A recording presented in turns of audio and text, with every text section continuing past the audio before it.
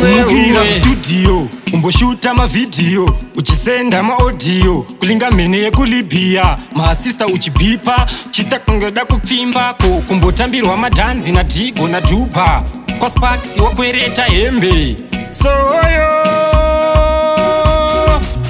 rugare tange namo namaimbofi yakatangira rugare ndayedza ndaimba zvose nyika inovakwa nevene vayo chimbutirire ndichiimba mabhancho handi ndimi varidzi vemumhanzi mafanzi ndimi varidzi vemaredhiyo chimbutirire ndaimba magribo kumfukuka mdhara malo ndimi mabika ridhimu munandi iyi ndiyo inonzi gotimani bhuka makule manyama respect mkomayala mabhanditi handiti freedomu regai nditi ndazovhizitira ridhimu vamwe voti ane hombe vamwe mudzi rugare tange namo namaimbofi yakatangira rugare ndayedza ndaimba zvose nyika inovakwa nevene vayo chimbutirira ndichiimba mabhanjo handi ndimi varidzi vemumhanzi mafanzi ndimi varidzi vemaredhiyo chimbutirirai aimba magribo studio umboshuta mavideo uchisenda maaudio kulinga mene yekulibia maasista uchibipa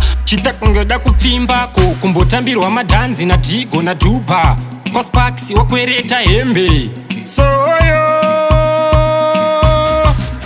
rugare tange namo namaimbofi yakatangira rugare ndayedza ndaimba zvose nyika inovakwa nevene vayo chimbutirire ndichiimba mabhancho handi ndimi varidzi vemumhanzi mafanzi ndimi varidzi vemaredhiyo chimbutirira ndaimba magribo kumfukuka mdhara malo ndimi mabika ridhimu munandi iyi ndiyo inonzi gotimani bhuka makule manyama respect mkomayala mabhanditi handiti freedomu regai nditi ndazovhizitira ridhimu vamwe voti ane hombe vamwe mudzi rugare tange namo namaimbofi yakatangira rugare ndayedza ndaimba zvose nyika inovakwa nevene vayo chimbutirira ndichiimba mabhanjo handi ndimi varidzi vemumhanzi mafanzi ndimi varidzi vemaredhiyo chimbutirirai aimba magribo